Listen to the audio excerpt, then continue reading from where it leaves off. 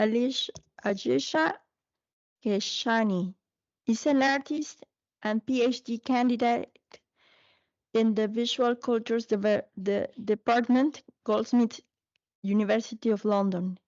Her work explores the tensions between coloniality, cosmos, and nature via the Sarawak Museum, Malaysia, Borneo, and the potential of archipelago museology, both as a curatorial practice and a mode of research, engagement with the museum institutions. Her art research practice employs visual assemblage, video, audio, text, and collaborative work. As work in exhibitions, design, and planning for museums and cultural organization between Malaysia and Vietnam for a decade. Please welcome to Ayesha. Hi, can you hear me? Yeah? And can you see the slides? Yeah? Yes, we can see them. Thank you so much. Okay, great. Okay. Yeah, hi to everyone, and thanks for having me. And also thanks to the organizers of Transnational Island Museologies. So I really enjoyed the discussions yesterday and looking forward to discussions that we'll have today. So there was like a slight title change. So it was Turtle Politics and it's now Turtle Poetics. But I think this came up yesterday in one of the talks. And so hopefully it'll become clear as I go. Okay, so my wider research concerns the coloniality of nature. That is, the hegemonic understanding and structural framing of what we come to understand as the natural world that emerges in part from museums. So I examine this through the natural history galleries of the Sarawak Museum to understand the ways in which ideas of nature have been both stabilized and destabilized within the museum. In this talk, I want to think about archipelagic museology. So in a very practical sense, the Sarawak Museum is located in the city of Kuching, in the state of Sarawak in East Malaysia on the island of Borneo. The museum was founded in 1881 and the old building was closed for renovation in 2017, but through that history, it has maintained more or less separate natural history galleries downstairs and ethnography galleries upstairs. Borneo is the third largest island in the world, and it sits within the wider Malay archipelago. So I'll draw from several instances of the museum's turtle poetics, its turtle politics, to think through these archipelagic potentials. I imagine the museum as an archipelago, wrote Martinican thinker Edward Glissant. It is not a continent, but an archipelago. We must multiply the number of worlds inside the museum. Glissant's notion of archipelagic thinking is grounded in his understanding of relation. Archipelagos, he says, quote, are able to diffract. They create diversity and expansiveness. They are spaces of relation that recognize all the infinite details of the real, end quote. And he contrasts this with what he calls continental thinking. Continents, he says, weigh us down. They tend towards linearity, bounded forms. They demand transparency from their subjects. And in this description, we might recognize the museums of modernity and the associated academic and scientific disciplines through which the coloniality of knowledge is passed down. Applying an archipelagic approach to museology, I argue, holds the potential to disrupt not only dominant narratives of a universal human experience, but dominant narratives of nature too. So I want to think about the relations between the Sarawak Museum and turtles at a specific moment in the 1960s. This was a moment of political transition and uncertainty. Sarawak was at the tail end of 20 years as a British Crown colony, and it was then incorporated as a state within the Federation of Malaysia in 1963. And this is a form of governance that many Sarawakians consider a form of continued colonialism for, amongst many other things, the federal monopoly over Sarawak's natural resources. So there were anxieties here about what this transition would mean for Sarawak's many communities, on a political level, of course, but also an ecological one. The two things are obviously connected. Turtles are archipelagic beings in many senses. They stretch associations not only across global waters, but through the cosmological and ecological worlds of multiple communities. Several species regularly return to Sarawak's beaches to lay eggs, And it was a fall in turtle numbers in the 1930s that led to the museum's initial involvement in turtle conservation. This continued vigorously in the post-war era, so 1950s onwards, when local and global threats to turtle populations were becoming recognized. And so this liminal colonial, post-colonial period of the museum is riddled with turtles. The video playing now has nothing to do with the Sarawak Museum, almost nothing at all. It's a WhatsApp video that was sent to me by a friend of mine, Pak Uning Lau, during the pandemic. So I was stuck up a tower block in London, and he would send me these videos of his walks through the mangroves around his village at the southwest tip of Sarawak. Pak Uning is a fisherman and an eco tour guide, and he's involved in turtle and terrapin conservation. And in this video, he finds a stranded juvenile green turtle that's been stranded after the tide goes out, and then he films himself walking it back to the sea. And so this video grounds these histories in archipelagic realities that continually circulate and return to place. It's a reminder of everyday practices that find traces through time and space within and beyond the institution. And it's just, you know, to hold this, that this is a kind of living and lively place, and the rest of the talk is mostly black and white photos. So in the background of the video, across the sea, you might be able to see the Turtle Islands. These are Pulau Satang, Talang-Talang Besar, and Talang-Talang Kecil. And these were the sites of museum conservation programs set up in the 1950s. During this time, the colonial curator, Tom Harrison, along with the museum staff and visiting international scientists, engaged in experimental conservation methods. So this was a time of messy and enthusiastic trial and error science. Turtle hatcheries were set up on the island, hatchlings were raised in the curator's bathtub, and eventually the museum devised methods of hatching, raising, and tagging turtles that are still in use internationally to this day, bringing it into the archipelagic web of turtle conservation projects around the world. The islands were also where the annual Sema ceremony took place. So this involved coastal Malay Muslim and indigenous Selakau communities, so two neighboring communities, coming together to travel to the islands for a series of rituals to appease the sea spirits, to ask for protection along the coastline, and importantly, to supplicate for the fertility, protection, and safe return of sea turtles. From the 1950s, the museum started to actively fund and take part in these rituals. It became a celebrated cause, a way of rallying community and government buy-in for wider turtle conservation. The museum's Turtle Conservation Board also oversaw the trade in turtle eggs. Eggs were collected and sold as a food source to towns and villages, and a portion of the revenue was ploughed back into the turtle hatcheries. Another portion of the money funded the Sema ceremony, and the rest was distributed to charitable initiatives for Malay coastal communities involved in egg collection, and who, as you can see in Pak Uning's video, continue to hold the animals in particularly high regard. And so these varied activities of trade, community engagement, and spiritual work also fell within the museum's loose remit of experimental conservation. It's also along this stretch of coast where, in the 1960s, Harrison focused his ethnographic research that would eventually turn into the book called The Malays of Southwest Sarawak Before Malaysia.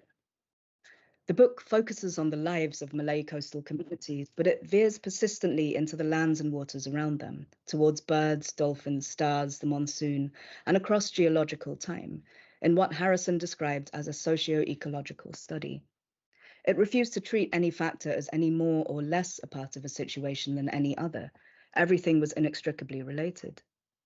And it's from these coasts that he writes, in reference to fishermen looking for crayfish, that knowledge is not so much of place, but of movement, over, under, and through place. The nature of this problem is essentially mobile, dynamic, continuously changing, almost infinite. The rest of the quote is in the materials for discussion handout if you're curious, but he goes on to describe a rock in the sea that provides a temporary habitat for crayfish, and how the rock is moved by the tide overnight. He describes not only the thought patterns of fishermen, but every elemental possibility. The interplay between the moon, shadows, tides, economies, the questions of what crayfish themselves might want.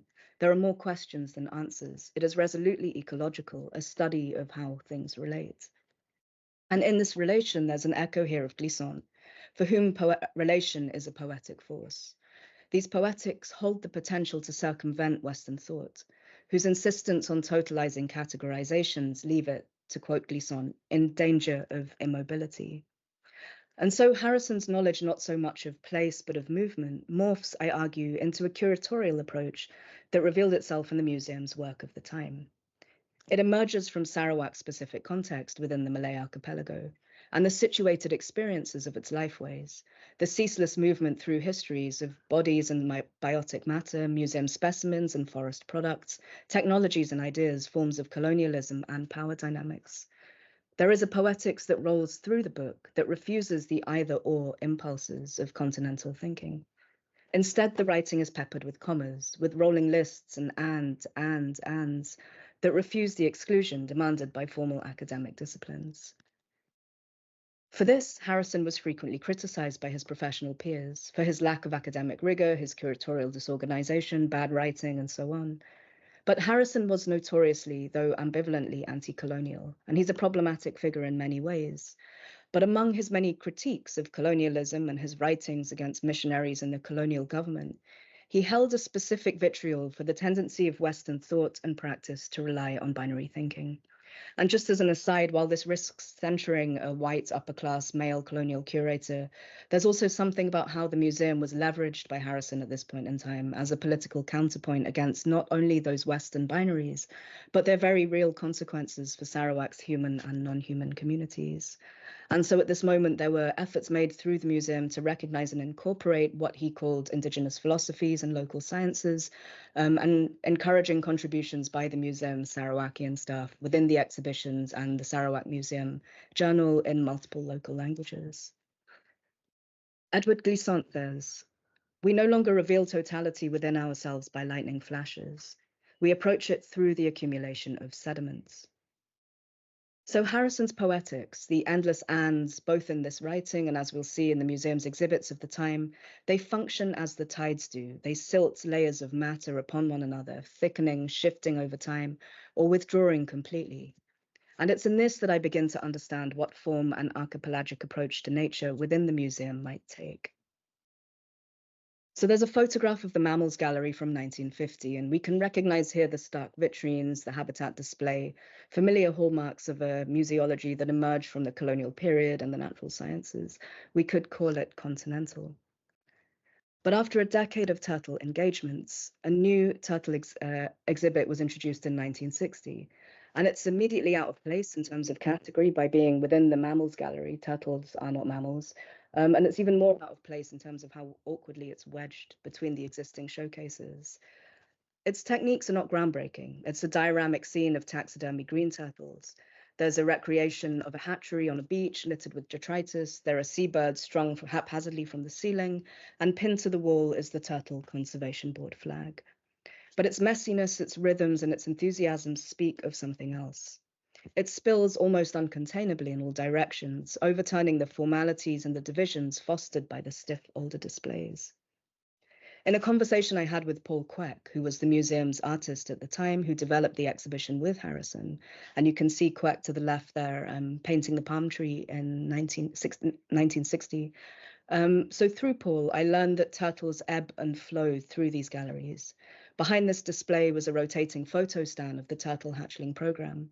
Another wall featured Queck's sketches of a summer ritual that he drew in situ on Talang Talang Island. And down the corridor were tanks of living turtles. Queck says that when he was creating the exhibit, museum staff at all levels, of all backgrounds, would regularly stop by to give their opinions on what should or shouldn't be included. And so it's an exhibit of many hands. But then a curious incident occurred in March 1963, so a year after this photograph was taken and just a few months before Sarawak was incorporated into Malaysia. This account is taken from various newspaper articles at the time. The southwest of the country was then experiencing devastating flooding, and Chinese devotees had gathered at a temple in Kuching to pray for the rains to stop. In response, a temple deity manifested through an old woman, and to the surprise of many, directly blamed the Sarawak Museum for the flood. Several months earlier, a fisherman had caught a live river turtle and donated it to the museum, where it had been publicly displayed in a wooden tub. According to the deity, the turtle was in fact the daughter of the sea dragon king, and the storm was his divine rage at her captivity. Flood waters would engulf the museum, said the deity, unless the princess was released. And so at this point, a diverse array of communities become involved in trying to resolve the situation. Local fisherfolk, for example, threatened to break into the museum to rescue the turtle, preferring, quote, to face an irate mortal curator than the wrath of a deity. But eventually an agreement was made between the Chinese Association and the museum. You can see the Chinese Association there with the turtle. The turtle was exchanged for 3 jade Buddhas, and then it was taken by speedboat to a river mouth and released. And as these things happen, the rain and the floodwaters eventually began to subside. So it was from this set of turtle exhibits that the sea dragon princess was extracted and returned to her father. We could understand it perhaps as a form of cosmic restitution by a colonial museum. It was a minor gesture in the wider political context, but I read it as a significant one. A public commitment to the entangled practices between the museum and Sarawak's communities, human, turtle, or otherwise, in the face of political change. While increasing turtle numbers and maintaining good relations with the museum's communities were undeniable end goals, what it took to get there remains open to experimentation. So whether the return of the sea dragon princess could be linked to the flood stopping, whether the success of the conservation program could be attributed to the Sema rituals, these were not really questions that the museum was asking. Instead, they became only another set of turtle relations for the museum to engage with. And so tracked across the years, the turtle exhibit appears in constant recomposition. It's a slow stop-motion series of ebbs and flows, additions and subtractions, layers upon layers. So a few years later, a mangrove tree is added. You can see it to the left of that photo. And then a few years after that, it's strung with fabric offerings to sea spirits. A few years later, there are scientific pamphlets and literature hanging from the guardrail. The exhibit falls somewhere between chaotic improvisation and a carefully informative scene. It incorporates public donations, the expertise of diverse local communities, and several metaphysical realities, from cosmological engagements to advancements in international conservation science. It offers a multiplicity of turtles, and this is not the same animal from multiple angles, but it is instead layer upon layer of sedimented turtle realities, each as valid as the next. It is distinctly archipelagic. It is a knowledge not so much of place, not so much of turtles, but of movement around turtles and with turtle communities. It draws traces, presents what it understands, and leaves it open to a constant reworking. And despite its attempts to gather all these different turtle realities, it is also content with opacity, with incompleteness. It is willing to remove and return items, to be proved wrong, and it understands in a way that the museum itself is entangled with questions of what a turtle might be at any given moment, or of whose voice, whose nature, whose reality is authoritative. And significantly, the older exhibits were maintained, the vitrines. They were not overturned or refurbished, but they were worked between and silted on top of. As with the museum's turtle conservation work, colonial natural history was not excluded, but provincialized, alongside local sciences and practices, in an ever-unfolding set of turtle understandings. And of course, the dynamics of this being a colonial institution in collaboration with its colonized populace, the problematics of extraction, participation, and representation, these don't disappear, of course, but neither did they resolve in the post-colonial period. If anything, in the years since then, the commitment to a continental museum vision has been strengthened in the name of international museum standards. And with it, it's preserved a recognizable coloniality of nature that we can link perhaps to ongoing extraction and dispossession of indigenous land. So the official Sema rituals, for example, were halted in the year 2000 in the name of conservation when the forestry department took over the islands. The turtle exhibit was removed in its entirety in 1990, ostensibly so an air conditioning unit could be installed. But this was also a sensitive time when Sarawak was under a very critical international spotlight for its deforestation practices. But for this 1960s era of the museum, at least, I read an archipelagic commitment to the inclusion of many worlds, and at this tense political moment, an alternate vision of a politics grounded in relation. Thank you.